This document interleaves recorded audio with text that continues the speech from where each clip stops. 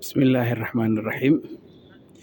Waxaan ku jirnaa bishii labaad dhammaadkeeda 2023. Waxa waaye waqtiga ay soo baxayaan cagaarka.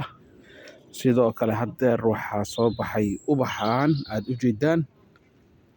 Weli si fiican uma soo bixin, laakiin hal week ka bacdi wuxuu u soo baxayaa si aan khayra caadi ahayn. Marka macnaheedu waxa waaye waxaa bilowday waqtigii springka rabiica ahaa oo ubaxyada ay soo bixi lahaayeen. Marka meeshaan waa meeshaan shinnida ku dhaqanno waaye. Marka waxaa loogu talagalay Allaahul Mustacaan, maadaama ubaxyadii qaar ay bilaabeen inay soo baxaan, in aan marka dhiirigelin aan u sameyno shinnida si ay u soo kacdo.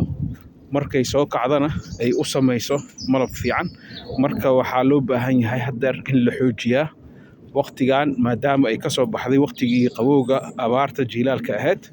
Marka waa kaas. Wassalaamu calaykum waraxmatullaahi wabarakaatuh.